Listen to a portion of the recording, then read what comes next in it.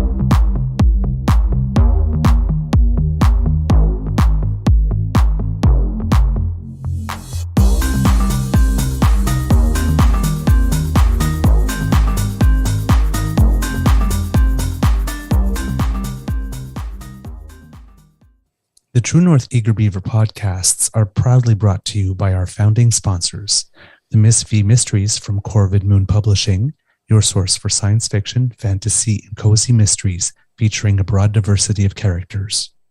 CanadianTarot.com, your uniquely Canadian online eclectic tarot community and forum, and the Peppermaster, hot pepper sauces made from fresh farm ingredients to thrill your taste buds and expand your mind.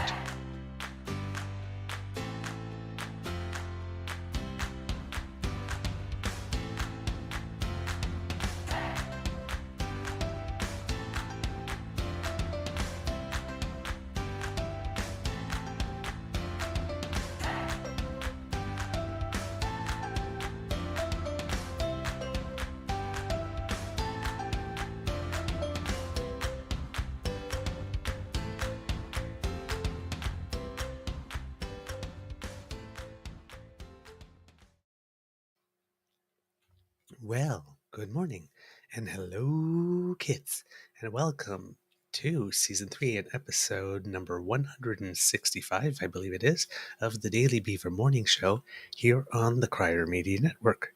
Today, recording day is Monday, July 18th, 2023, and it's a gray 2023. It's Tuesday. Tuesday. Oh, yeah, it's true because we took Monday off. It is true. Yes, sorry. Yeah, Just it's Tuesday. correction. Yes, it is first show of the week for me. See, time means nothing. Apparently. It really hasn't since COVID. Okay, it is Tuesday, July 18th, 2023.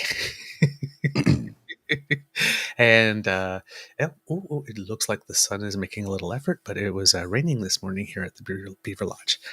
So who knows what the day brings. To be totally honest, kids, the computer was doing a couple of very strange things just before we went on. Nothing borked or anything, but just certain things that need to open that are saying, no, I don't want to right now. Thank you very much. So I don't actually have my intro in front of me, so I'm kind of winging it this morning. I'm your host, the Eager Beaver, pronouns he, him, he, Mr. Beaver, eh? And with me, as always, is my good friend, Mr. Grizzly. Of course, a special thank you goes to our podcast's founding sponsors, the Peppermaster, the Miss V Mysteries from Corvid Moon Publishing, and CanadianTarot.com. And you know, I didn't look at it because it's not up. I need Viagra for my computer. So it's not up. Come on. Sure, yeah. It was sitting there. It was sitting there. We have a Tuesday morning. I have no idea whether or not it will be a nibble or a bite because we haven't talked before. But hey, before we move it forward, let's say hello to Mr. Grizzly and ask you how's your mental health today. And while you do that, I can pull up the script. Good morning, Mr. Beaver. My mental health, I think is good. I'm just a little tired this morning, and I'm feeling a little allergic. I don't know to what, but I had to take a Benadryl, and I've got some heartburn, acid indigestion, upset stomach. You know that whole dance we do sometimes. Yep, So yep. yeah. Maybe So from the salad. I don't know. So you've been Going yum yum on the Pepto? No, Enos is all I have, so that's going to have to Oh, do the trick. oh, okay. I remember that. I was that weird kid that really liked Eno. I sometimes just drank it just because. I don't know if that's a good idea, but It probably wasn't. Okay, of course, I was the kid who liked broccoli and Brussels sprouts and liver, so don't ask me. I do not know how it happened. But I'm I not was going 5. to. They put liver in front of me when I was 5, and I ate it. They put Brussels sprouts in front of me. I ate it. Yeah, I have trouble with foods that start with Z, though. like zucchini. I don't know. There's just something about the texture of the whole squash family that when I put it in my mouth is like, wow, I just can't do it. I don't know what it is. It's not the taste. It's really a texture thing. Mm. It does not work. Mouth feel, they call it. Eh? Yeah, it's like, ugh. Nope, nope. Well, Mr. Grizzly, how was your weekend? It was good. We went away Saturday morning. We drove up to Wakefield, did some stand-up paddleboarding, did some hiking, had some drinks, had some great food, stayed in a really nice place. It was good. It was a really good time. I'm a little tired from it all, but it was worth it. Mhm. Well worth it. You? Oh, we had a wonderful weekend.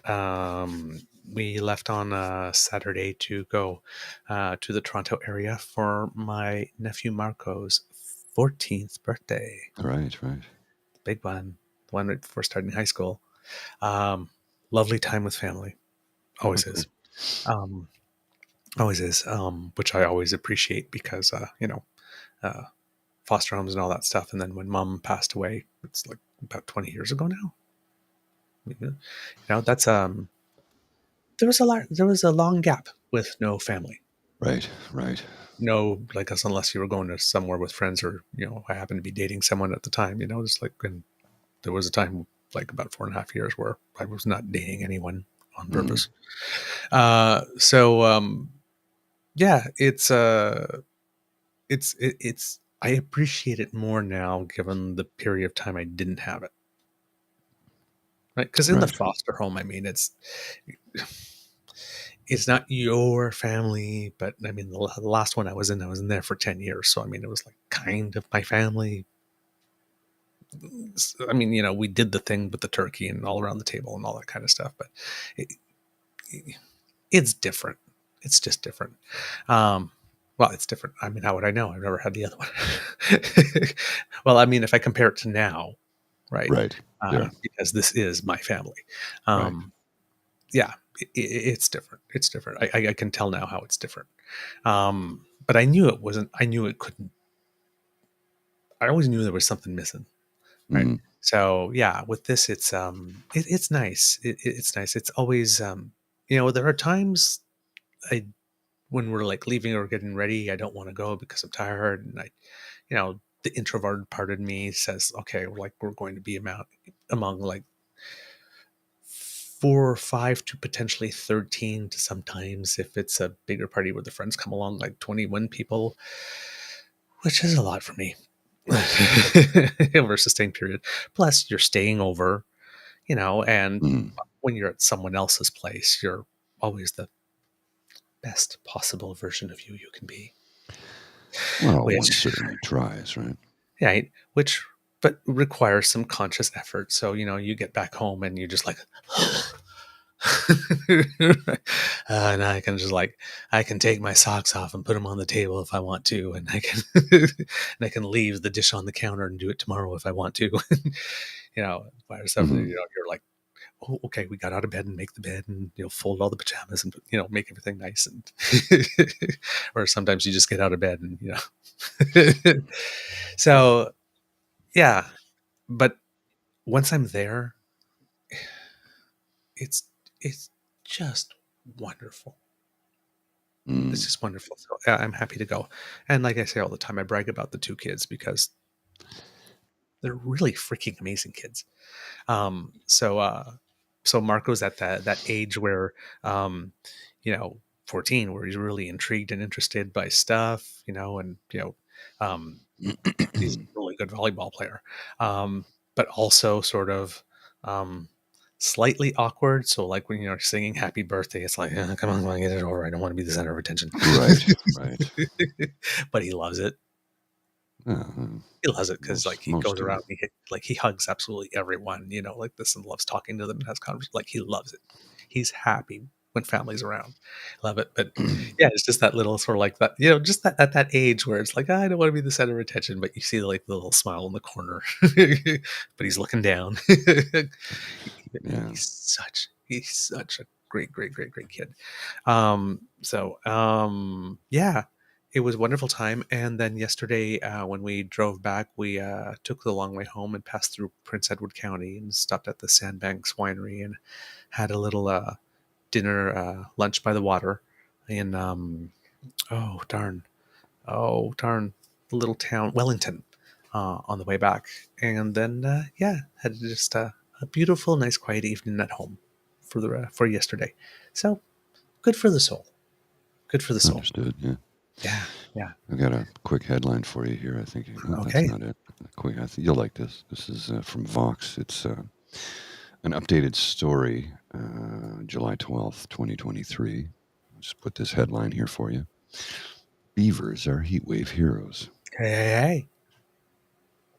Animals don't have AC, but they have beavers.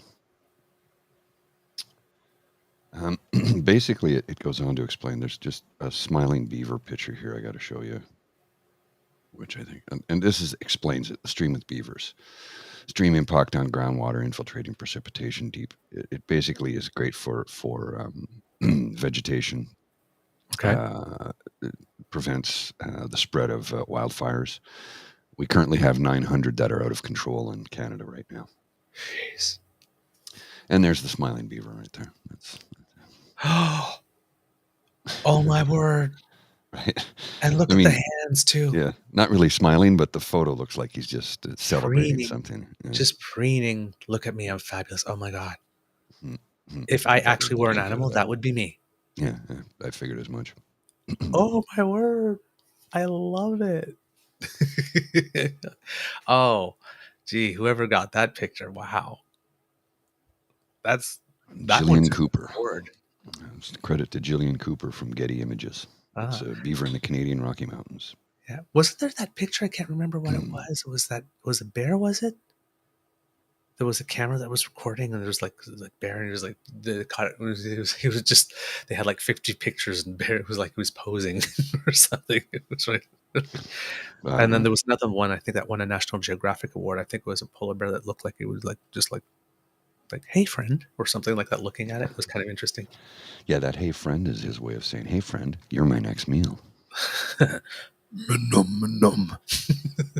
For a polar bear, yeah.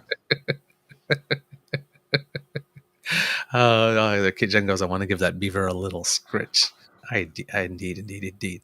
Good morning to all the kits who have joined us. Let's see who we have. Kit Ellen, Kit Saucy, Kit Grappling, Kit Linda M, Kit the Daily Beaver. Hello. Kit, let's see, Toronto D. Hey, I dare you to ask me how my mental health is doing. How's your mental health, Toronto D? I'll take that dare. Good morning, Kit Mohan. Good morning. Let's see, who else do we have here? Did I get everyone? I think I have. Oh, Kit Kat Tabby G. There you go. And Kit Ellen. And Kit Elaine. Lovely to see you all this morning. It's been an interesting few days. First of all, thank you for tuning in yesterday to our pre-record with Scott McGregor. I read the comments in the chat yesterday when I got home. So thanks for tuning in and watching. And thank you, Scott, also for having agreed to come on. We talked on the show about financial matters, and today is the day that we kept on talking about in the show, where the consumer price index numbers will come out. Sometimes they come out during the show. They come out early, so I'll be checking for them. I haven't had a chance yet. But the expectation is that we will drop from 3.4% to 3% is what is being predicted. So that would put us at the top of the 2 to 3% range that for which they're aiming. A lot of people are starting to wonder now, however, if the Bank of Canada obsession, it is kind of their mandate, but with like the sort of like 2% or getting closer to 2 number, might mean a lot more pain for not enough gain. So that's sort of the debate going on, especially since like we keep on saying, right, when there's a rate hike, it takes 2 years to go through the system. And we have Canada as the nation in the developed world that has raised its interest rate highest and fastest than anywhere else. So if the pendulum swings way the way this way somewhere along the way, there's going to have to be some correction that's pretty up there to bring it back. But the swings will not be fun. So these latest increases are going to take another 2 years to work their way through the system right now, and inflation might be at 3 now. And the things that are still high, housing, what the Bank of Canada is doing is actually contributing to housing inflation. So they're not going to help with that if they keep doing that. And on the other side, food, well, I mean, Russia just pulled out of the Black Sea export deal, which means about 37 million tons of wheat are probably going to be taken off the market if Ukraine can't find another way to get it out just as fast. So that means there goes your price of cereal and pasta and everything bread again. The Bank of Canada can't do anything for that. So people are starting to wonder now, keeping on raising interest rates, is that really good, considering that the things that are still relatively high in inflation are things that raising the interest rate can't help? The Bank of Canada is saying that there is still too much job growth, which creates demand. But the other issue is that with our immigration rates, there's an intrinsic increase in demand just by having more bodies. Our population is actually growing. Interest rates can't do anything for that either. No. So yeah, this is the time where some people are starting to wonder if the Bank of Canada is saying, well, this is what we always do, may not be the thing we should always be doing. Well, I read a headline earlier today, and I can't find it right now. I don't know where it went. That it said, and I'm like, what? That doesn't make sense to me, because every story I've read over the last couple of months would be counter to that. And last year was a completely different thing altogether. It said Canada's quality of life has dropped to the lowest among the G7. I read this headline this morning, and I'm like, what? I don't know. I don't know who wrote that, or I didn't catch it quickly enough. It would just scrolled by, and I didn't click on it, unfortunately, because I was like, that doesn't even make sense to me. We've been ranked number 1 in the world for the last, 5 or 7 years? So how do we drop precipitously in 6 months? Well, I mean, if we don't know the source or anything, I mean, it could be. Well, let's just put it this way. There's been a trend over the past few days to, if reality says one thing about this government, then there's a whole machine that engages to say the opposite, right? So we had the Bloomberg reports that Canada's firing on all cylinders, and we have the OECD thing that says in terms of inflation, Canada's like among the lowest, right? And there were only 2 countries in the whole OECD that had like 2.2 or less. Everyone is like 2.9 and around and higher, and ours was at 3.4 when there were nations that have 36. Right? And that's just the OECD. We're not talking, Central African Republic or Zimbabwe, right? We're, or Bangladesh or Colombia, Yeah, right? it's just sounds bizarre to me. So, and then we have, Prime Minister Trudeau goes to the Stampede and is in the Midway and is swarmed by thousands of people. And then there's a counter narrative that he's hiding out, sticking in the constituency and not showing his face in public. And barely 12 people came to see him. And then the latest one was his address at the 2023 North American Indigenous Games, where he spoke, and the clip is going around, and you see he's got thunderous applause on 10 different occasions from the angle of the camera, so much that you can't actually hear what he's saying. And then there was one spot, I guess, where there was some booze. Yeah, allegedly, apparently before the Prime Minister was announced. Or as he was announced, but that part I don't know because I haven't seen the whole that whole section. But yeah, of course, at an Indigenous event, there are going to be booze for the crown. Hello, have you seen what we've done? Is anyone surprised? Issue, right? Right? So, but the whole rush, the Prime Minister was booed. Now, if you listen to them side by side, or one after the other, and hear how loud the boos were, and that they only have one clip of boos, and then you listen to the other one with the 10 instances of rousing applause, I wonder which one is a little more accurate. Because really, like I said, there's no speech ever any prime minister is going to be giving in the next 100 years, because there's a lot of work to do. Yeah. That is not going to meet with some booze. Especially the Indigenous when you consider the audience. Yeah. It's just the way it is. So I found it. I found it. The headline. Okay. I'll post it. I think they're just trying to spell doom and gloom, but it's. I'll put the headline on the screen here, and note who it's from. Okay, Financial Post. Yeah. Mm-hmm. Post-haste, Canada's standard of living is falling behind the rest of the developed world. OECD predicts country will rank last in real GDP capita growth until 2060. That sounds awfully doom and gloom. Canada has a growth problem. Looks like solid economic recovery from the pandemic actually masks an underperformance in standard of living that is among the worst in advanced economies, says a new report by TD Economics.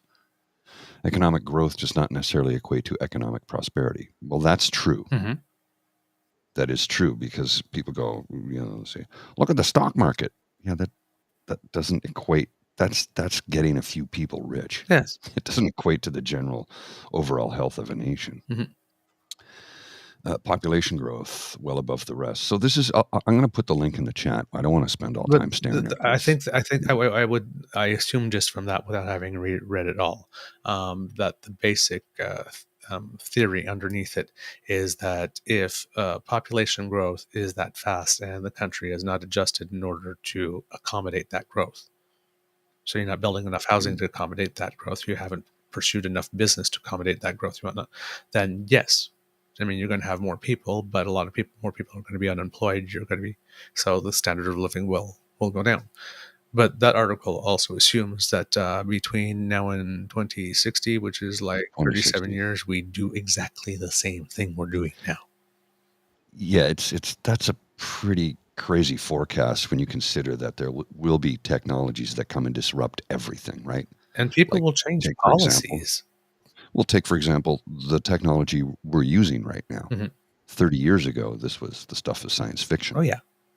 Literally the stuff of science fiction, as was this thing right here, the stuff of science fiction. But now it's very much a part of our lives. So new technologies will come in and disrupt everything. and change how we do things, and policies will change.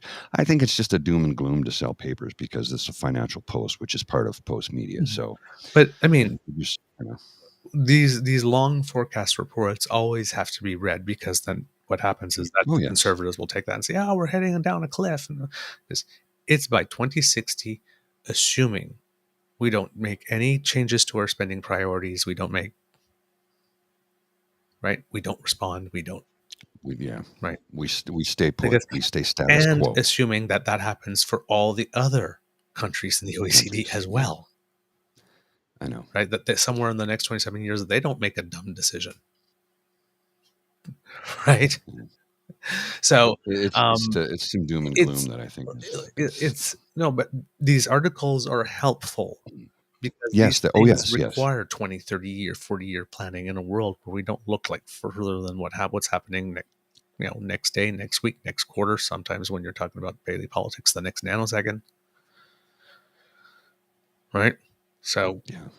but they have to be understood. If you have your media literacy, your political literacy, when you're looking at a long-term report like that, the assumption is always that nothing changes, that everything remains constant for your own country and for all the others as well, and everything stays exactly the same.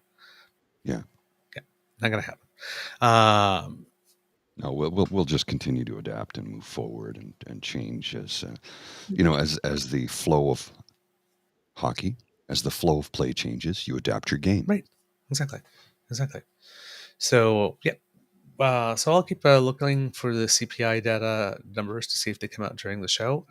But there's an interesting article here on CBC, uh, written with the title "Has the Bank of Canada Conquered Inflation?"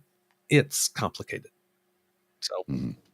that might be a good one here. So I'll pass it to Mr. Grizzly here in the private chat and put it up there for the kids.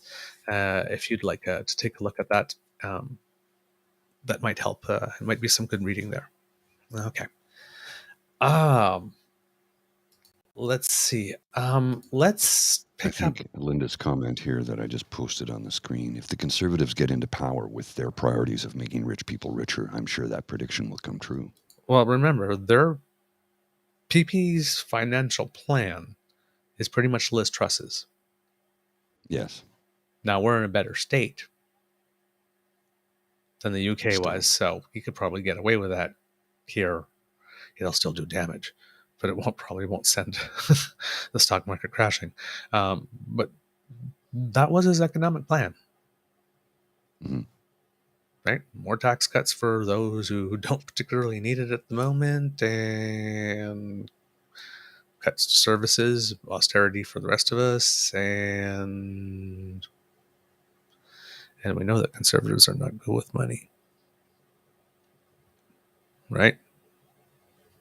Mulroney government wasn't particularly good with money. The Harper government wasn't particularly good with money. Fair enough. They had the 2008 crash, but I remember, I believe it was a couple of months before the crash happened, and you got to realize that the government, Jim Flaherty at the day, they get when there are things that happen like 3 and 6 months ahead of time, they kind of let you know where things were going. So remember, they had the fixed election date law, and we had a sort of surprise election in September, right? Well, that's because they had numbers in July and June that let them know what was coming at the end of September or the beginning of October. And that's when the thing hit, right? And remember that I think Mr. Flaherty went into the House of Commons and delivered a budget that said, like, there was a speech from the throne or something that said that pretty much the only thing that we had to do was cut the per vote subsidy to parties, and there was another little thingy, and everything would be fine. And then I believe Mr. Flaherty mispredicted, the deficits by like $30 billion, if not more. It wasn't a stellar time, right, in terms of economic performance, right? They're and they racked up a lot of debt. Now they look at the current government and they say they racked up a lot of debt. Well, of course, we had a global pandemic. And we also made a strategic decision to do some borrowing when interest rates were really low in order to do things that were long term, which is wise. So, because we all have a certain lifespan to take care of bills, but a country can spread something over 100 years or whatnot. That's it has time to ride it out. So it's not like your kitchen table budgeting. The country's different, right? So they're not good with money. At least maybe there was a time when they were, way over 50 years ago or something. But in my lifetime, there's been the Mulroney government and there's been the Harper government, and both of them, without a global pandemic, racked up more debt than any other. So when conservatives speak finance and what's good for the budget and what's I take a little pass at the salt lick.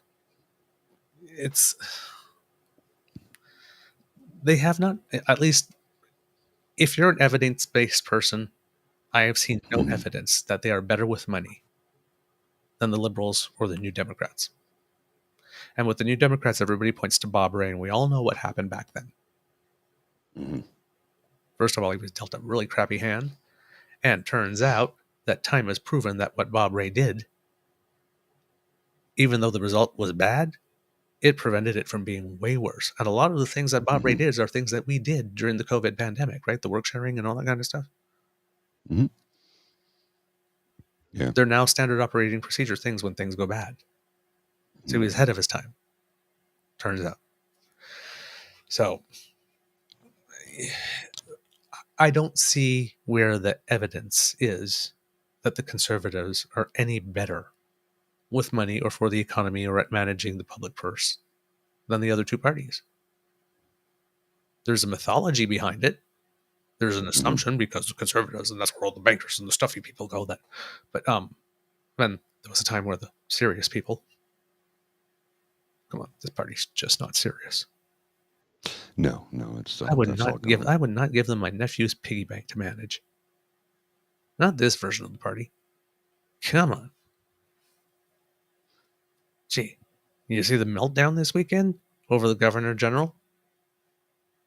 $71,000 for limos while they were in Iceland. Can't believe a limo service costs $1,000 an hour. Really? You can't? Have you ever been to Iceland? Well, for a dignitary who's at the king, head of state, the Governor General. When the king's not there, the king is the Governor General. Yeah. Oh, they're just going to rage farm whatever they can. But right, and then she's there for 4 days, 69 hours. Oh, so do you think the car service that brings her there then goes, okay, I've dropped you off. You're the king of Canada. We're just going to go pick up a couple of other fares and we'll come back. Who knows what could happen to the car in the meantime? The car stays there. Yeah, it's just hired for the entire time. Yeah. It's like a cab with the meter running. The entire time. For security reasons. There's a cost to doing the job. This is what it costs. And you're pissed off. They're pissed off about it because the money was spent on an Indigenous woman. And how do I know this? Because just last week we talked about PP spending reports. Yeah. That's where I was going. And nobody said a word. Nothing. He lives in a mansion of 35 rooms or 19 rooms? I don't know how big it is. It's bigger than anything that I'll ever live in, and spend $6,000 a month, or was it $7,000? I can't remember. $6,000 was the hotel bill, and $7,000 was the water bill. Mm-hmm. Mm-hmm. There's a cost to doing the job. If you are going to complain about the cost of doing the job, complain about all of it. You took the Challenger to go to the ASEAN summit in Asia. Oh, all that carbon. Oh, ground that jet. Oh my God, we need to renovate 24 Sussex. Look at that. The Prime Minister's going to make it a palace for himself. It's the NCC that owns it. But they rely on people's ignorance to rage from. Again, they're treating you like you're stupid. Mm-hmm. They're literally insulting your intelligence. There's a cost to doing the job. You are not a governor general. You are not a head of state on a dollar store budget. It's just not going to happen. Doesn't work. Tether yourself to reality. No. They won't do that. So what's the issue? It's not the cost. It's not the limo service. It's who the money's being spent on. It's who's the money's being spent on. That's really what it boils down to, because if it was a white Christian wasp, if it was a wasp, a male wasp, a white Anglo-Saxon Rain Addison, person. David Johnson, we've had it in our lifetimes. Mm-hmm. No mention. Was there any article about them doing anything anywhere else? This word came back and said, "Oh my God, we spent that on them," like there was this weekend. No, David Johnson remembers Justin Trudeau's ski buddy, because they went skiing when Justin was 12, so they're ski buddies now. Yes. So I mean, don't let the facts get in the way of a good story, right? Yeah. Yep. So so we had a little casual racism and misogyny over the weekend, and then oh boy. I didn't look at the news at all this weekend, by the way. I was like, I unplugged from it. I did. I really needed to. That was the whole point of a getaway, right? Yep. And then, just where is it? Oh my God, I wish I had the green shirt guy.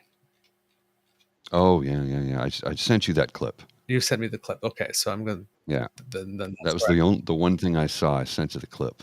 Okay. And it was him saying, yeah. All right. So we're going to put this up because... as I keep on saying, I keep on borrowing that line from the Daily Beans, like the mafia, but without the loyalty. Mm-hmm.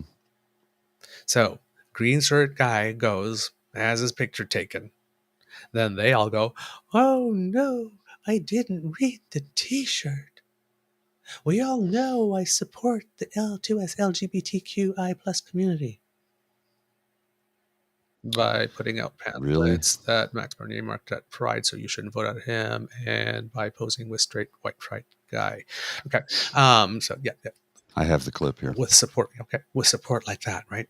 Right, with support like that, who needs someone holding your head underwater?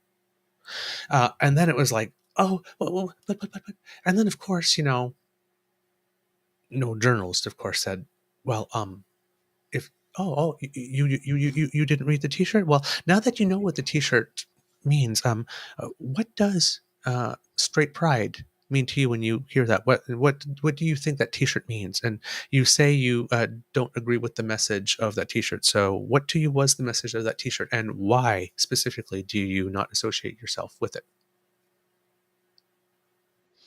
Ask them the second question, right? Because the first question is on script, but the second question is to see whether or not they fall apart. Because we know a lot of them are really not good when they get off script.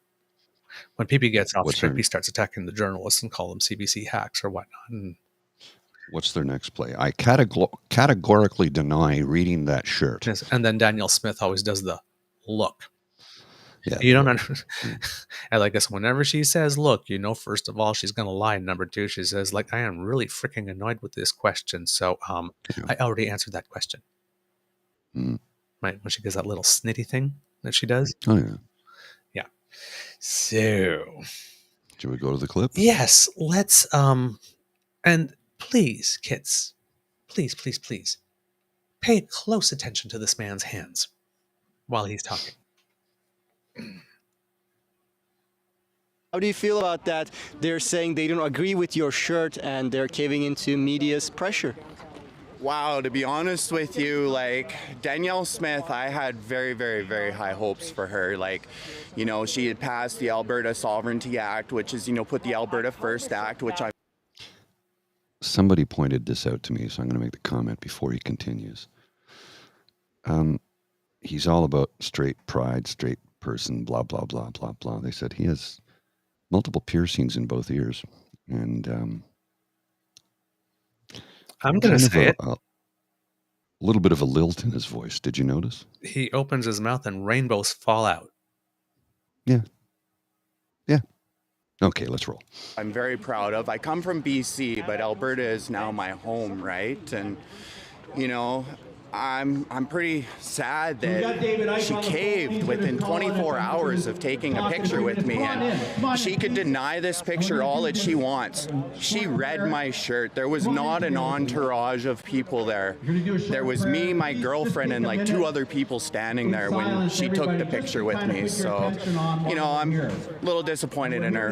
As for Pierre, I had high hopes for this guy. I thought he was truly great. I thought he was going to bring Canada back again. I thought he was our Donald Trump of Canada, but it turns out, you know what? He's just another leftist wearing a right side suit. So as far as Pierre goes, man, he lost my vote. Danielle, she lost my vote too. So, you know, it's time for reform. It's time to change our governments, and it's time for the people to stand up and unite. All races, all colors, all genders. We all come from Earth. We're all the same people. If I may ask one last question, what is so offensive about your shirt? Apparently because I'm straight and I happen to be a white person that was born this way to take a picture.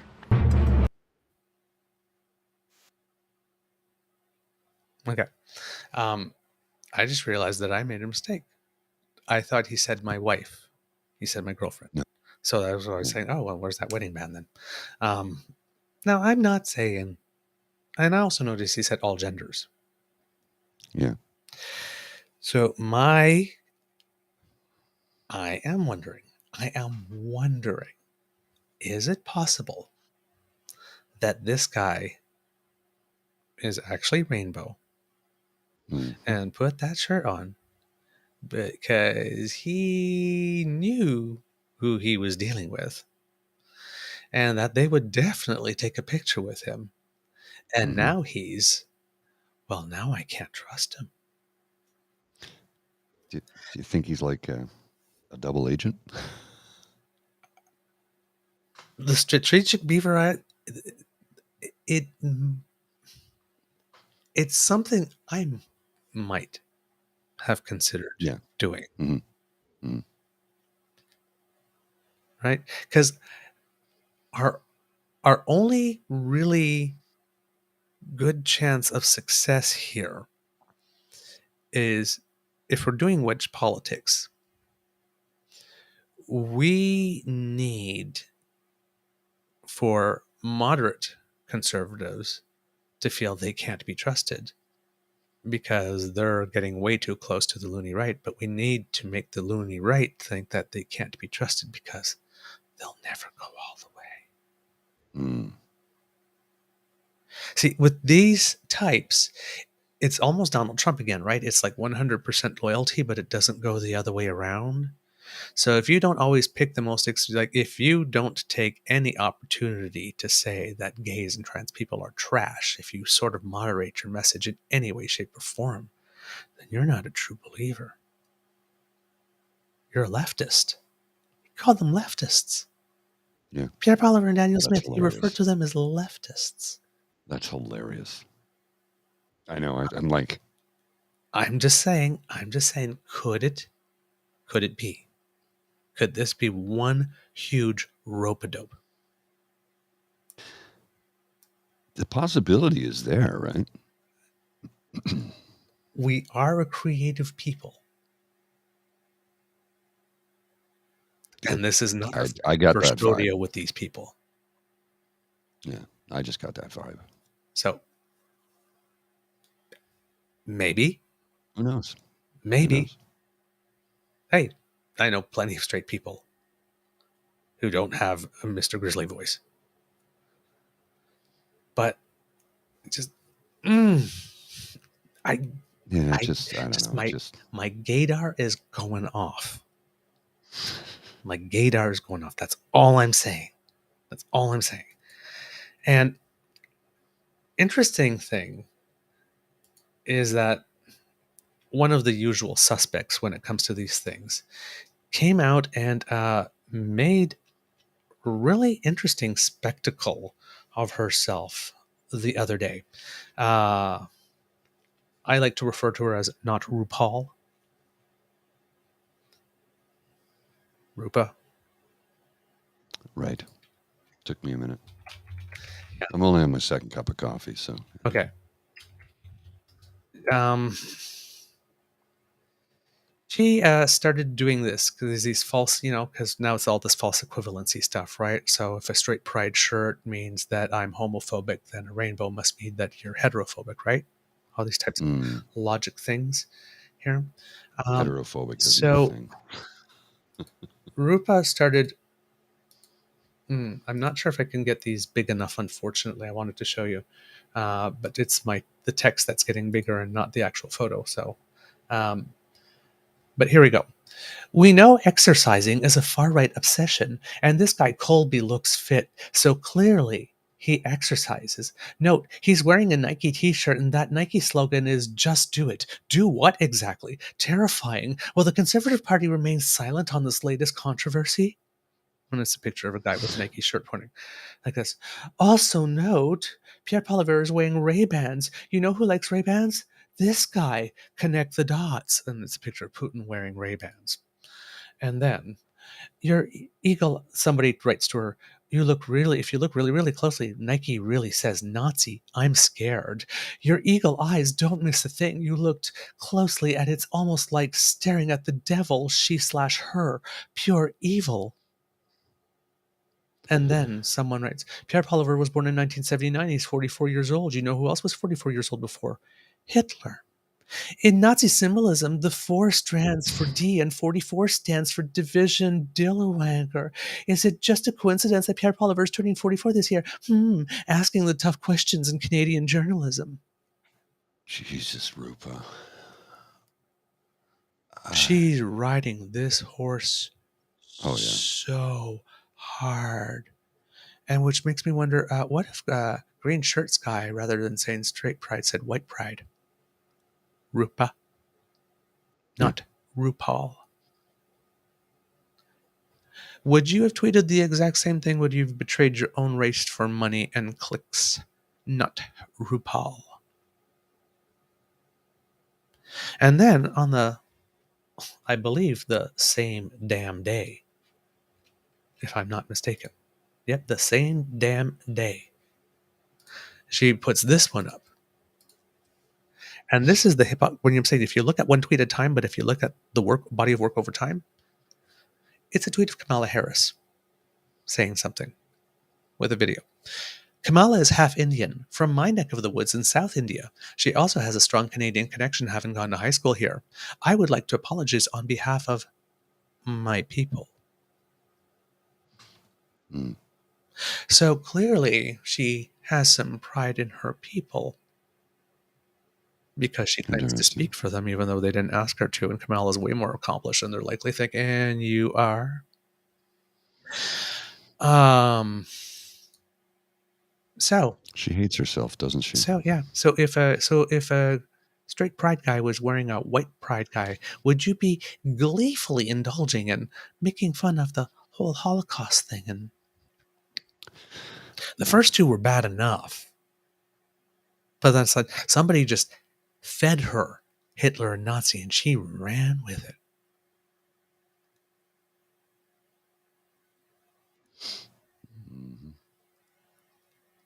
Nothing but pity. It's pathetic. This is what their life is.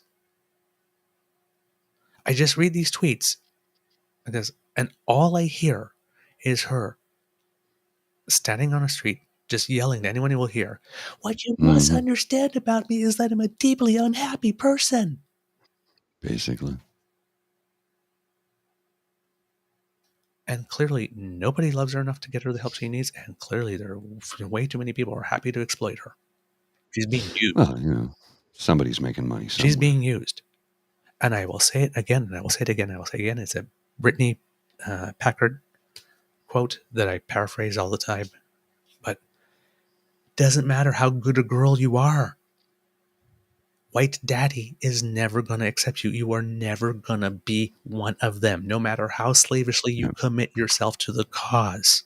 When you are saved for last, it will not save you from what the white patriarchy has in store for you, Ruba. Well, It just will not. I get that, she's trying to save herself, right? But guess what? It's like Jewish people who helped the Nazis during the war. They saved those ones for last, right? They're going to throw you all under the bus. This is what these people do. And yeah, these people who look like me. We see it with the Muslim thing. Yeah. We got that Muslim lady with the PhD, engineer PhD, like this, putting it like this, and everybody's like really rallying to her because she writes well. But we got this whole leave our kids alone. They're not all your kids. Well, They're not all your kids. What about all the parents in the school who are perfectly happy with their kids to be taught what they need to do, need to know to go into the world prepared when it comes to sex and sexuality in an age-appropriate manner, of course? What about all of them? What about all of them? Your choices are you go to the public school system or you create your own private school. Those are your choices. You don't get any others. And it's like, we've been teaching sex ed for what, 30, 40 years now? more than that. This is not new. This is not new. And she's like, I wish I could find the one, but there's one where it's sort of like, we want to get help for our LGBTQ children like this, but we also want parents to be left alone to raise their parents as they see fit. Okay, getting help for LGBT children sounds very much like conversion therapy. Mm-hmm. And allow parents to raise their children as they see fit. Again, is that not a two-way street for you?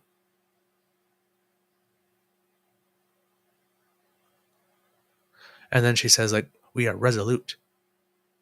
We'll never back down. Well, there are more of us than there are of you, and how resolute you think you are, boo-boo kitty? We go deeper. You're not our first rodeo. No. Once again, we do not consent. We will not accommodate you.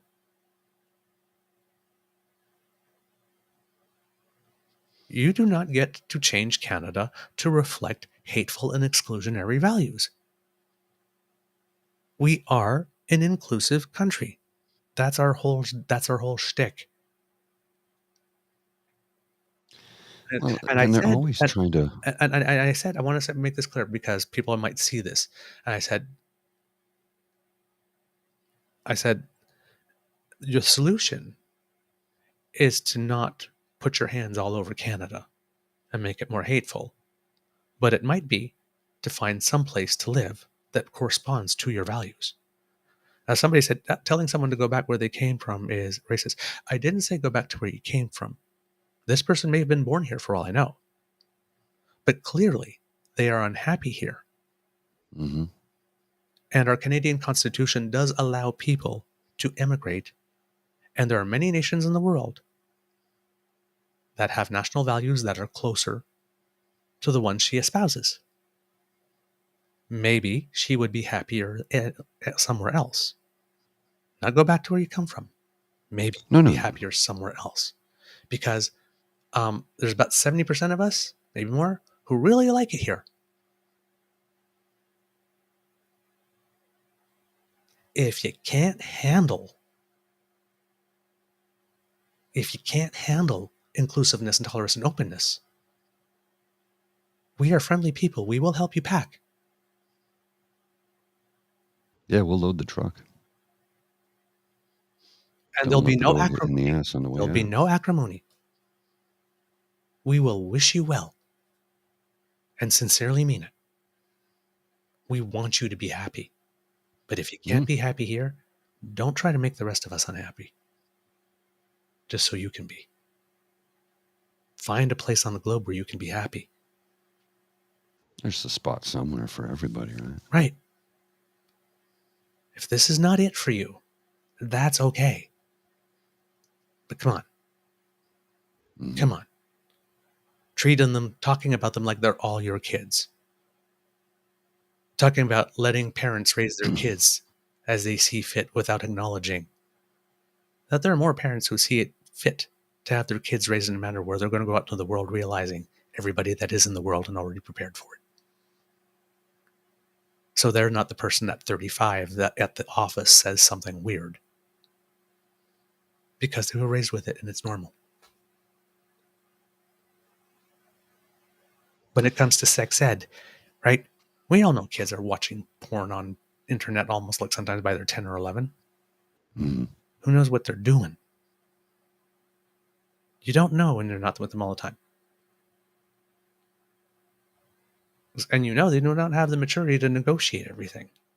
No, they don't. They don't. They don't have the lived experience. They don't have the knowledge base. They just, that needs to be Right? The earlier talked you about. introduce kids to notions of consent and stuff like that these days, the better it is going to be to everyone, for everyone.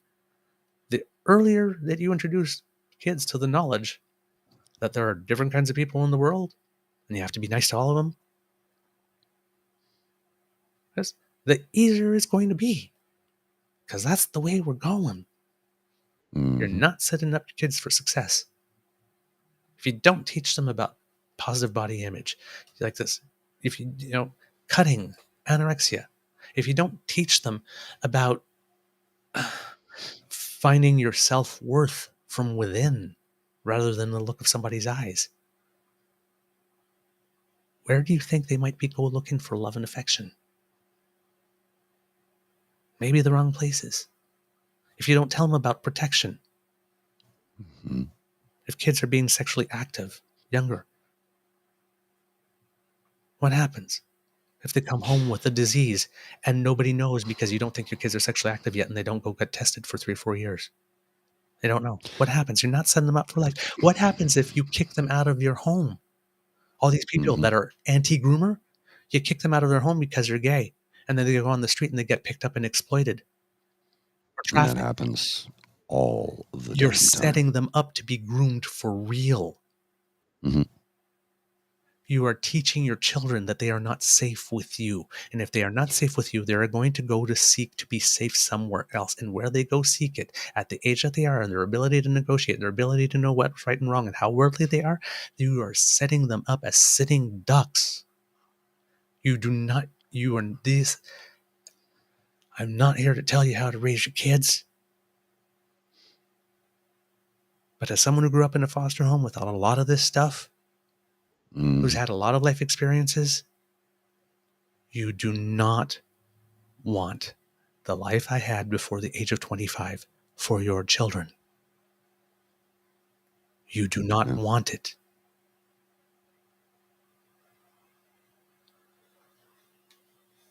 You are misguided. The Respectfully, you are misguided.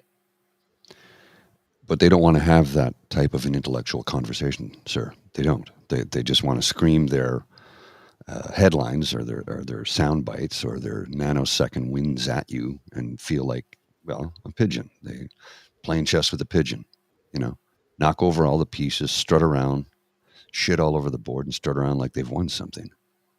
They don't want to have an intellectual conversation about this because it would defeat their whole ideology. And, we can't have that now, can we? Yeah. Kids are not property. They're individual Yeah. human beings. They are going to develop the way they are going to develop. The only question is how much damage are you going to do along the way? You got one job. Love your kids Mm-hmm. unconditionally. Make them feel that whoever it is they discover they are, they know they're going to be loved. And our public schools, which are paid for by all of us to serve all of us, have adopted that position that here at school, no matter who you discover you are, you will be loved and accepted and welcome. This should not be a problem because it applies to your kids too. It applies to your kids too. Wearing a hijab at school. Mm-hmm. If you have to pray.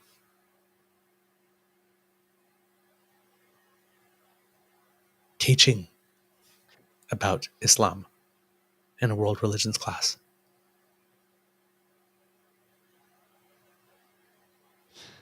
Well, so this It applies to you too. Bahira Abdul Salam, PhD, professional That's the lady engineer. I'm speaking of. Yeah, I got her tweet here. I'm going to put it on the screen for everybody to see, and I'll read it out. I'm going to have it on the screen for a couple seconds, then I'll read it out to you. The residential school system was intended to remove children from the influence of their homes, families, traditions, and cultures. That is true. The ideology of gender identity and sex education that is rooted from LGBTQ ideology in Ontario should be a choice. That is false. That is false. This should not be an obligation on all children with no opt-out option. Many families are extremely worried when they see it as a danger on their children. They find it as pushing many children away from their own identity, traditions, culture, and consequently removing them away from their families, which is not acceptable and will result in a huge psychological damage and mental health problems on children and their families. Let's learn the lesson and ensure that Canada will no longer remove any child from their roots. Stop messing up with our children. PhD. She's another Leslyn Lewis. Yeah. She's the Muslim Leslyn Lewis. She is. Except because it's nonsense. Except what she writes way more eloquently. Yes. Right. But she still wrote nonsense. It's nonsense, but that's nonsense that sounds intelligent. Yes. It's like Jordan Peterson is the dumb guy, smart guy. Yeah, but this is very dangerous. Very dangerous. This is insidious rhetoric. It is. It is. You know, and I get frustrated because it's like, okay, I feel the need to speak up, but I can't be the one speaking up, right? Oh yeah, you can. This is so wrong. You don't need to be a member of the community to speak up. This is so okay. And Miss Abdul Salam, have you forgotten that 20 years ago? Because I keep on trying to remind people that these same people to whom you're cozying up to, the same people that proposed a barbaric cultural practices line and had a problem with an ECAB and wanted the first moment of being a Canadian citizen for certain people would be to have to do something that would offend their religion, like having to show their face in public. Mm-hmm. Right? Those same people who 20 years ago after 9/11 tried to recruit us gays among everyone else to hate you people by showing us images of ISIS allegedly throwing gay people off buildings, mm-hmm. who wanted us to trample all your rights, and we told them to go fuck themselves, mm-hmm. because we know what discrimination is like, and we don't want anybody everywhere ever to feel it. Same thing. Yeah. Well, fuck you too. Yeah. Well, Thanks for having our backs like we had yours. It's the same people 20 years ago wanted our help to exterminate you. Now want your help to exterminate. They didn't get it, and now want your help to exterminate us. And you are lying on your back and showing your belly, hoping for scritches. It's really disturbing. Well, it's unbelievable. Dean from Winnipeg. Just so I'm clear, the same group that was outraged when conservatives wanted to rip a religious symbol right off their heads are now joining conservatives' homophobia campaign under the guise of religious freedom. Mm-hmm. And let's remember that the leader of the Conservative Party of Canada, Pierre Poilievre, said that he was not going to intervene whatsoever on those cases in Quebec. Mm-hmm. Whereas the Prime Minister has said that if it gets to the Supreme Court, well, then, of course, he's going to have to do something. Yes. So the party that you're helping right now doesn't believe that in one province, so I'm sure that would apply to all provinces, that there are certain jobs you're not entitled to so long as you keep on wearing that, I guess they would call it a rag on your head. Yes. They're not nice people and they don't like you. They assume that you are inherently hateful and bigoted. And they've gone fishing and you've taken the bait, you are living down to their expectations of you by behaving this way. And again, Madame, you have my pity. You have my pity. I'm completely exasperated by it. And, and you have some people that say, turn around and say, I hope you don't have gay kids. And I hear that, and it's like that for the kids. Mm-hmm. I hope they don't have gay kids because it'd be bad. But for sake of karma, it's like I hope that every single one of your children turns out fucking rainbow. Every single one of them. And I understand the place you're coming from. I do. I understand it. It's like, well, if that's how you're going to be. See, here's the thing. Karma, she can be real nasty sometimes. She's like Mother Earth. When she gets pissed off, she gonna let you know it, and there's nothing you can do about it.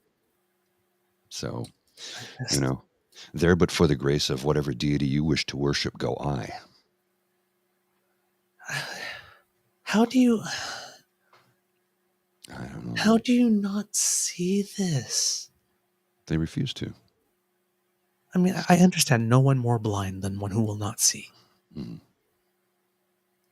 Right, but... Jen makes me stabby.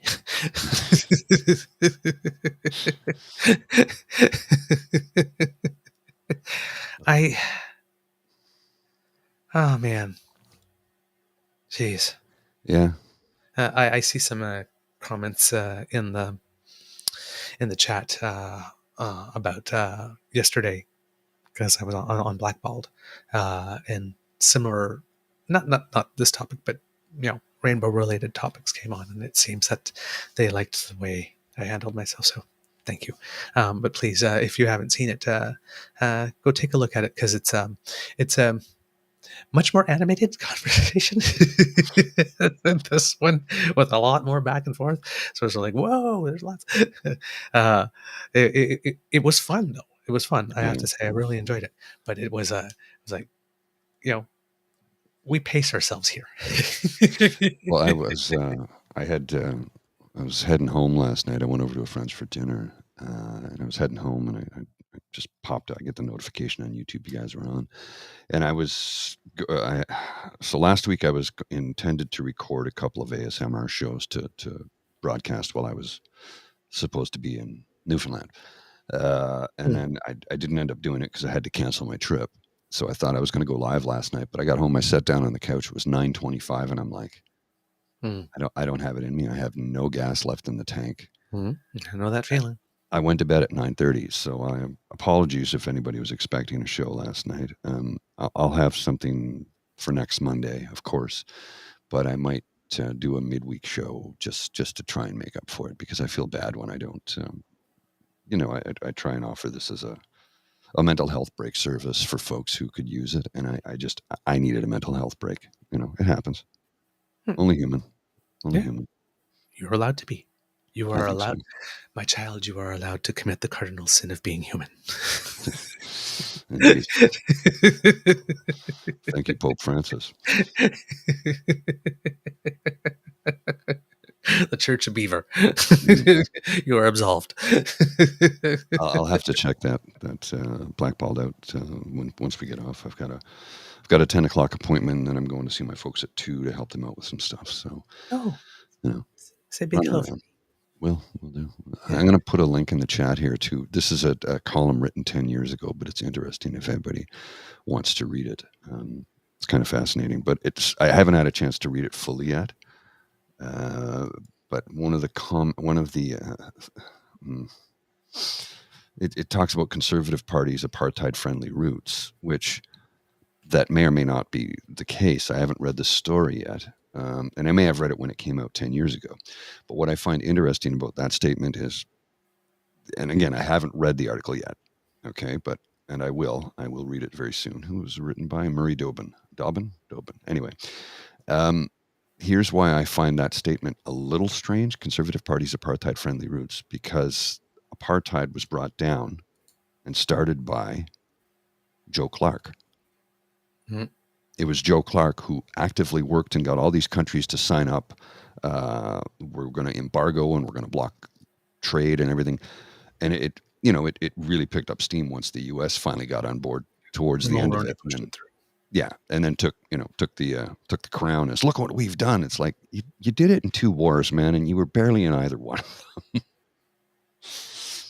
But look, we don't have an inferiority complex. We know who did it here in Canada. We know who started it. We know who did it. We know who followed through on it. We also know that Joe Clark was the probably the happiest person on earth the day that Nelson Mandela received his Canadian citizenship, because it was like, this was, that was it's a legacy thing from Joe Clark that he did that. And he doesn't get the global credit he deserves for it, but it was he who brought that out. So, and again, Mulroney really pushed it through. So it's kind of like, I got to read the story to understand that fully, why that statement is made, because maybe 100 years ago that would have been the case, but certainly wasn't 40 years ago. Maybe it came back around 20 years. I don't know. I'm confused right now is what it boils down to. I know that was a little off topic, but it's fine. A little palate cleanser. Okay, please. In the meantime, palate cleanser. I think I don't know. Maybe it was just the whole leave our kids alone thing, or, like this only all parents are like me thing going around. So I might have had a bit of a bitchy streak going on. But here we go. You can put that out there. It's somebody put a photo of Anna with that look that she looks like she wants to stab. Like, because that's the other thing that was going on this weekend, is like, why is Anna at everything? Like literally everything. Like, why is she even in meetings with him? And while I'm wondering that, I'm hoping that things for which she does not have security clearance are not being discussed at those meetings at which she's present. But she appears to be everywhere. And then there's another photo of her with some guy who looks like he could be from the underworld, with his arm around her, giving a sign. I do not know the origins of that like this, but Anna is being talked a lot about lately. So someone took unflattering photos of both Anna and PP. PP looking very tired with his new makeover, and Anna. And somebody said, "Fellow Canadians, tell me how you would feel waking up next to one of these." Now, while most people would have went on the looks thing, I kind of zigged instead of zagged. It was like, first I'd wonder if I'd been drugged, because that shit would never happen of my own free will. And then I'd check to see whether I still had both my kidneys, because with these people, Yeah. Because, it probably would not have been for a threesome if I woke up. Well, one of the Probably back and forths I saw this morning when I was online checking things out, getting ready to do this program, was the amount of people saying, we really shouldn't be picking on Anna. And I'm like, I hear what you're saying, and I don't necessarily disagree with it, but I can't fully agree with it either, because of the hateful rhetoric and the false sense that she's, basically accused the PM of being a pedophile, right? My rule is court of law. You opened the door, counselor. Yes. Well, that's the thing. She opened the door. And the flip side of that coin is the amount of criticism that Sophie Gregoire Trudeau gets from the conservative base, if you will, and she participates in none of those things. None of them. She doesn't seek the spotlight. She occasionally will accompany the PM to a state thing, like a funeral or a coronation or a wedding, or, which is to be expected, because, Sophie appears to have her own thing. Yeah, she does. And she's staying out of politics because she doesn't want any part of it. And so did Lorene. She had Lorene. her own thing. Yeah. And I've met Lorene. And so did Eileen. Yeah. And so did Mila. They all stayed out of the political side and did what they could to positively influence society with the position that is foisted upon them, simply due to the position that their spouse has been elevated to. Yeah, it's almost like she's first ladying it. Mm-hmm. Well, and this is kind of funny with Jen's comment here, and I'm like, yeah, I'm not going to argue with you. Yeah, That was a terrible PR move. Terrible PR move. Like, ooh, Sophie, I understood what you were trying to do, but it's not your place to do it. I again appreciate what you were trying to do, but you need to, on a day like that, you need to stand in the background, quietly supporting, and that's it. Did something fall down? I just heard a thump. I didn't say anything. I just heard a thump. And then there was these two. Where I've been, I had a lot of thoughts during some downtime over the weekend. Mm-hmm. One, can't help but wonder if far-right men on the down low who believe the state should report trans kids to their parents also believe public health should inform their wives of kids of their own personal and private information, like, say, when they come in for STI or STD testing. That's a question that's not been posed before, and I think that that serves what we call a tape measure home run. Thank you. And then somebody asked, what happens if Trump dies before he stands trial? Anyone know? We throw the biggest party ever because that rules him out as a future POTUS, and he probably goes to hell.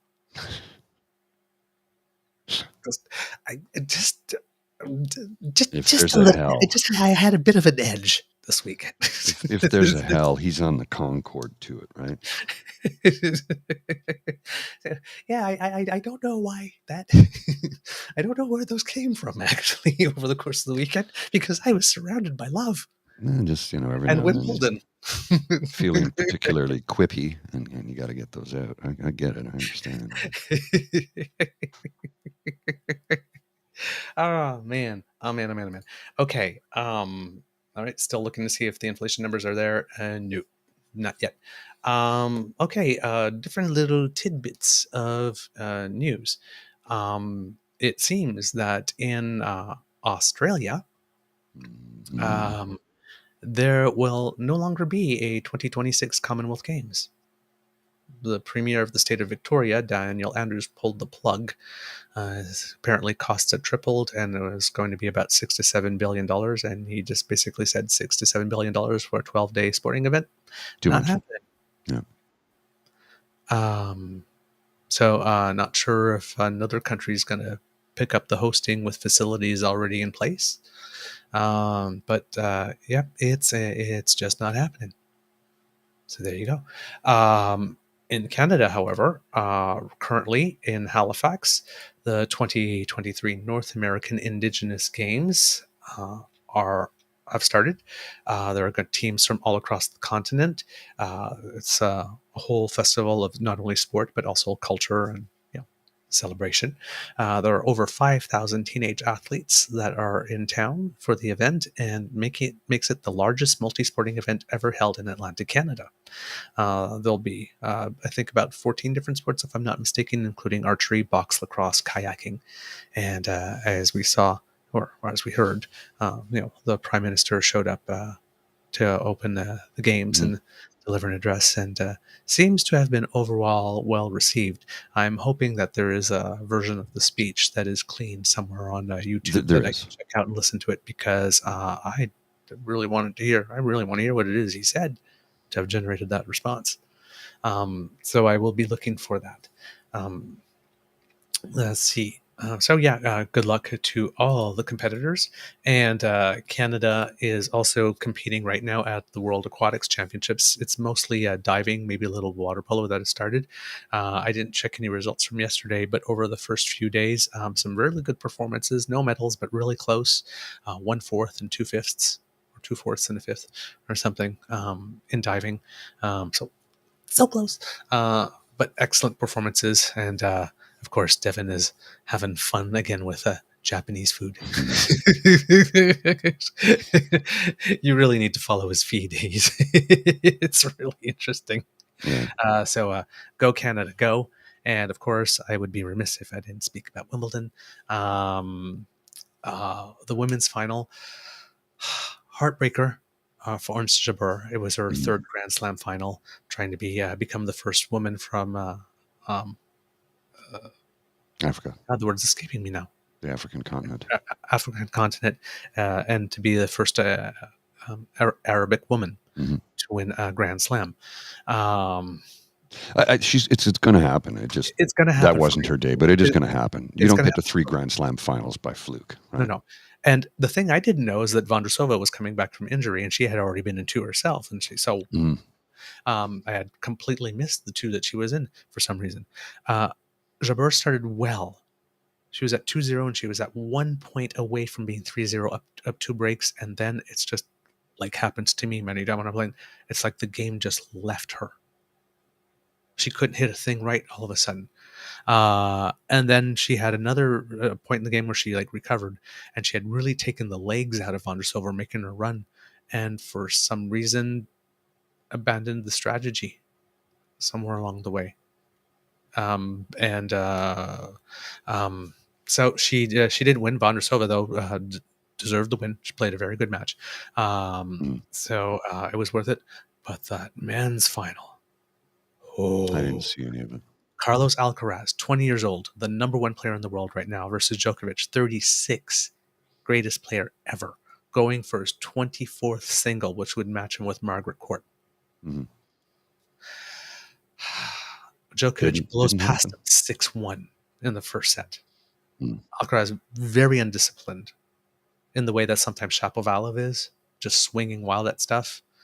And then second set, killer, goes into a tiebreak. Alcaraz gets it.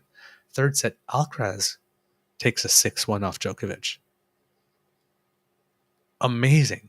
Like this, the game for 4-1 lasted 27 minutes. It kept on going back to deuce, and Alcaraz broke it. And then Djokovic was like, okay, I'm not winning this set. So Alcaraz finished that one really quickly. Djokovic won the fourth set, and then Alcaraz was a machine in the fifth.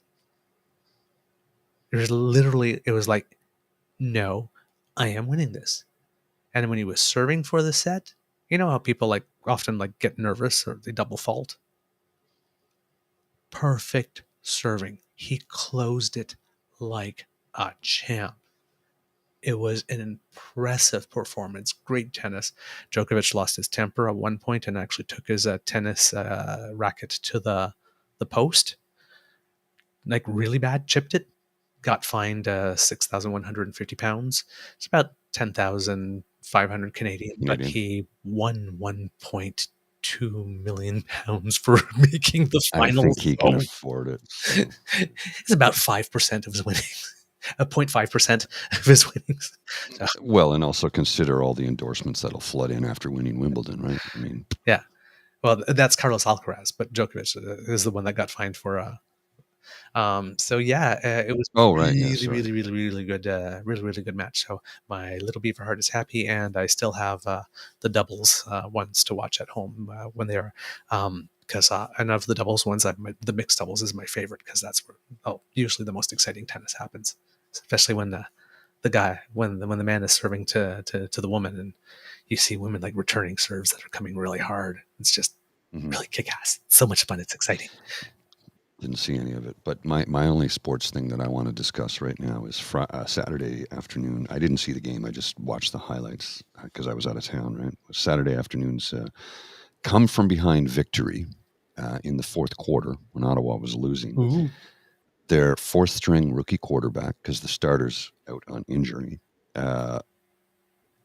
won the game for them. Literally won the game. Forced overtime with 7 seconds left, ran it in for a touchdown. They went for a 2-point convert, got the 2-point convert with no time left on the clock, forced overtime, and then ran in the winning touchdown in overtime to get Ottawa's second win of the season. Absolutely thrilling win. Yes. Fourth string quarterback, right? This guy's not a starter. It was his first time he'd ever played in a professional match. He's from Kent State originally, and he put together one of the most spectacular comebacks in recent memory to secure Ottawa's second win. I can't show you the clips because it's TSN, and if I do, they'll take us down. Okay. But yeah, it was. Now they got T-shirts. They're printing the crumb back. I'll show you. I'll show you Love this that. because I like this. This is the crumb back as he marched it in for the winning touchdown. Ah, cool. Yeah, I Yeah. see that. I'm looking at the score on this thing that I have, and it has the thing for the fourth quarters, and then it has the fifth one, and it's just so weird to see a fifth thing. And The fifth quarter. yeah, I love that. Okay, well, great for the Red Blacks. That's fantastic. Yeah. Yeah, it was. It's it's one of those games that wish I could have been there for, but I was spending time with my lovely partner Bridget in Wakefield and just chilling out. Yeah, that's good. Oh, I'm glad. He deserves that too. He did. Everybody needs a break from reality. Absolutely, absolutely. And the other big bit of news in sports is that arguably the best soccer player currently playing, Lionel Messi, signed a 2-year contract with the Inter Miami. So he will be playing with them. And it's a very big move for the club because they're currently ranked last in the MLS. So, Well, he'll help bring them up and get the focus on them, get the spotlight on them. But I think one of the other things somebody pointed out says, I think this might be part of the reason why he signed the contract, even though it was good money. The Saudis offered him more money, and he was like, it's not about the money. it's about He's winding down his career. He's near the end of his career. And they showed a picture of him. Somebody snapped a photo of him doing groceries in the grocery store in Miami. Yeah. Nobody knows who the hell he is. Right. Miami is basically a Miami Dolphins football haven. Like the Dan Marino still can't walk the streets alone in Miami. Right. I mean, and he retired 30 years ago.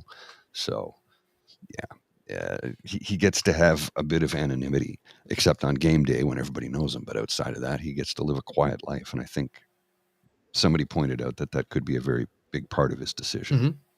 And plus, you get the at the sort of end of your career, the person gets to bring people along. Yeah. I mean, it's probably the only challenge he hasn't been faced. Let's take the team that's started at the bottom and see where we go, right? So, Yeah. Oh yeah. I mean, you need different challenges as you go along. So I can see that. Oh yeah. I can see that. I've got 2 quick graphics for you here before we wind up. This one I thought was appropriate. Tavi G sent this to me. I saw it earlier and I meant to clip it and I missed it. But Tavi, thanks for sending this to me. This is from Colin Frizzle, at Colin Frizzle. This is what indoctrination looks like. And it's a Pierre Poliver tweet. This young guy came to my North Bay rally with an excellent suggestion. Help me become PM to make it happen. Sign up to vote. Pierre for pm.ca/membership. Defund the CBC. Yep. They're 2 children. Yep. Okay. First off, it's an old photo, first of all, so just Yeah, it's a year old. It's a year old. But he's right. That's what indoctrination looks like, number one. And number two, you cannot vote for prime minister. Yeah. So not only is he indoctrinating them young, but he's doing it with lies. Yeah, but there's there is no 5-year-old kid in Canada who naturally comes up with the thought, hey, let's defund the CBC. They don't even know what that means. And again, when I'm thinking the leave our kids alone, right? I hear it like this, and it really means all I hear is, right, grooming, indoctrinating, and sexualizing children is my job. Yeah. Right?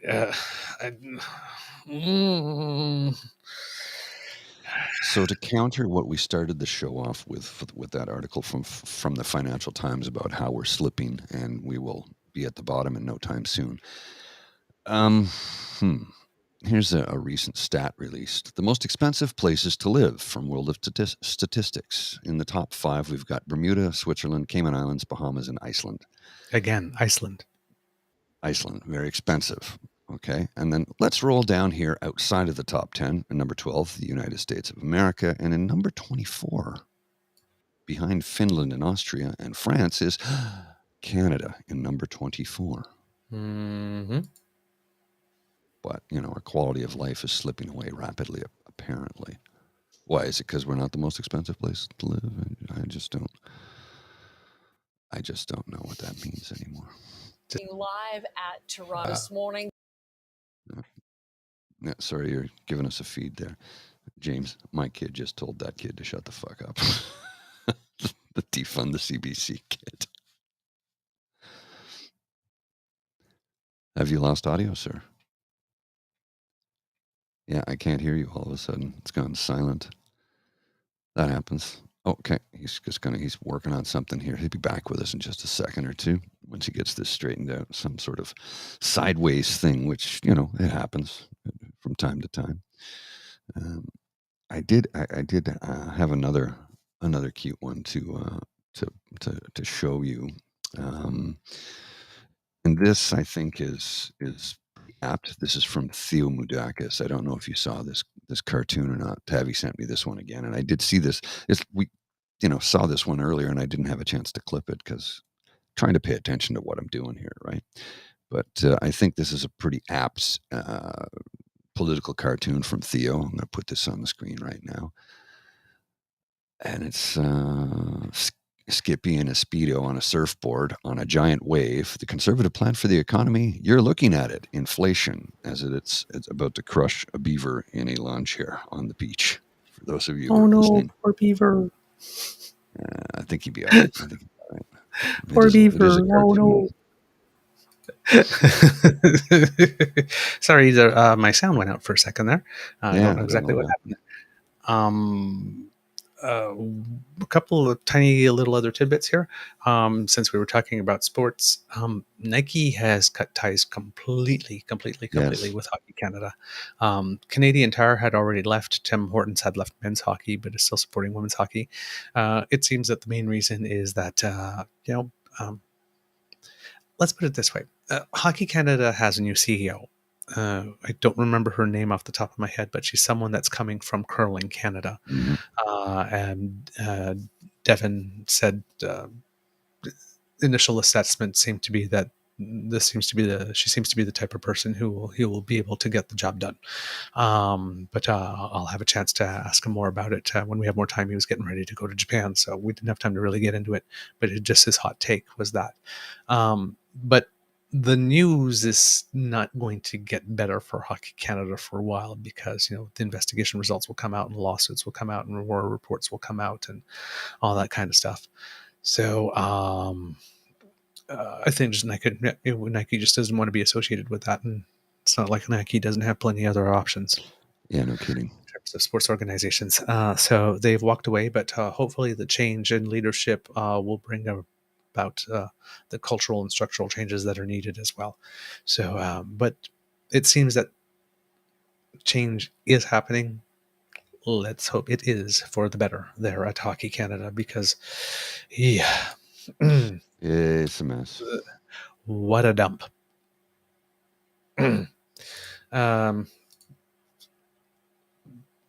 There's just one. Do I want to say that? Did you lose the? Yeah, I will save that. I will save that. Okay. Mr. Grizzly, do we have a show? We do indeed. We do. I have a thing coming up in a little bit, and then got to go see my parents later, and I got laundry and housework to do. So exciting holiday for me. Right? All right. But here we go. There we go. Well, kids, that's the end of this episode of the Daily Beaver podcast. We hope you love listening to us because we loved making this for you.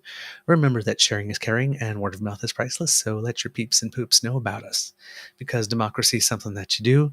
Again, totally self-serving, but this anti-gay and trans shit, it's got to stop. And the coverage of it has to get a whole lot better. Mm-hmm. So please, I appreciate your help. If you can write a letter and tell a few people to smarten up. Yeah. Thank you. If you really like this podcast, you can find us on the Crier Media Network, as well as all Beaver Grizzly friendly platforms. Stars and reviews are appreciated, so please be kind and generous. Thank you very much. We love to hear from you. Reach us on our Facebook at True North Eager Beaver, our Twitter feed at True Eager, or by email at truenortheagerbeaver@gmail.com. And you can subscribe to us via our Podpage site. That's podpage.com/the True North Eager Beaver, all in lowercase letters with a hyphen between each one of those words. And we will come directly to you when we have something fresh off the bandwidth. And thank you, kits. You have been keeping us on the charts, I think, for at least a solid 7 days now. So thanks. Really appreciate it. Why not also subscribe to our True North Eager Beaver Media Incorporated YouTube channel? That helps us out big time. Make like Kit Elaine and remember to smash that button, everyone, before you leave. Quote. There you go. Right on time. Thank you. Thank you so much. We can't do this without your kind and generous support. So if you feel that we've done a particularly good show, if you're watching, you can scan the QR code on the top left to find our coffee/hot chocolate/Guinness/Caesar/Farm Boy gluten-free chocolate chip ice cream cookie fund. Very, very, very important. That's a mouthful there. Farm I know, Boy gluten-free chocolate chip cookies. Yeah, sometimes it comes out really well, and sometimes I like start inverting all of them, and then I have to try to make sure I get each element in because I said cookie, but I did say chocolate chip. Oh, I forgot to say the ice cream. Oh yeah, you could get them at Farm Boy. It's a lot. It's a lot. I understand. If you're if you're listening, you can let your fingers do the walking to ko-fi.com/eagerbeaver, lowercase letters, all in one word, to make your donation. And that little squiggly you saw earlier that I forgot to mention was the one that will bring you to our pod page site. There it is again. Isn't it helpful to have a helpful bear? It really is. Thank you, sir. I'm smarter than the average bear. Hey, boo-boo, you want to see what's in the picnic basket? Don't look at the basket. Don't look in the basket. What's in the basket? Yogi just took a turn. Oopsie. From Can I do that? From the Beaver Lodge, this is your Eager Beaver saying, until next time, dear kids, it can be a tough world out there, so please be kind to and gentle with yourself. Mr. Grizzly, do you have some words of wisdom for us before we go? Drink plenty of water today. Stay well hydrated because it's going to be a hot one out there. And because the sun, it may be overcast, so you're not thinking about it as much and not drinking as much water as you should. Just try and remember to drink water. Once you get thirsty, it means you're already on your way to dehydration. So don't get thirsty. Yep, just drink as a matter of course.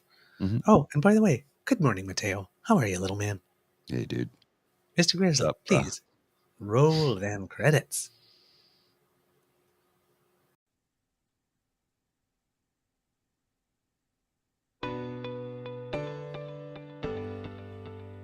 You are listening to a True North Eager Beaver Media Podcast.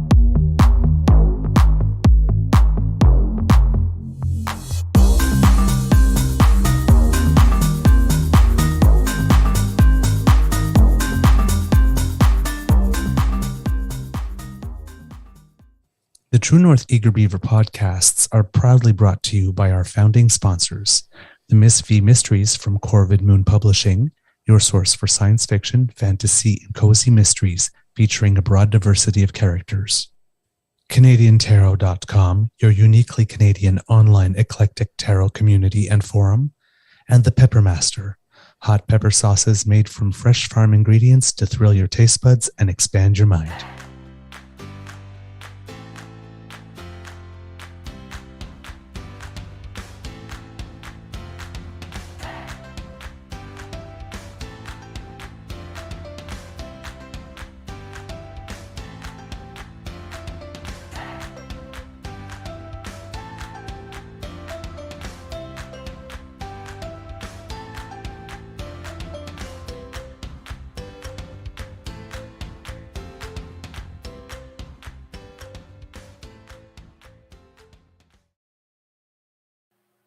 Well, good morning and hello, kids, and welcome to the. You pressed the wrong button. You played the intro. Did I? Yeah, we I'm had so the tired. techno music. I didn't even And notice. Welcome to the Daily Groundhog Day Show. I'm your host, Mr. Groundhog. Well, when you started saying that, I'm like, what? Do I have something playing in the background here? It threw me off. I didn't even play the right outro. I'm sorry, dude. I'm tired. I'll try it this time. Let's try it again. Who do you-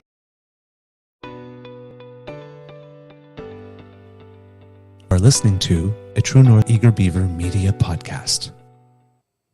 The True North Eager Beaver podcasts are proudly brought to you by our founding sponsors, the Miss V Mysteries from Corvid Moon Publishing, your source for science fiction, fantasy, and cozy mysteries featuring a broad diversity of characters. CanadianTarot.com, your uniquely Canadian online eclectic tarot community and forum, and the Peppermaster, hot pepper sauces made from fresh farm ingredients to thrill your taste buds and expand your mind.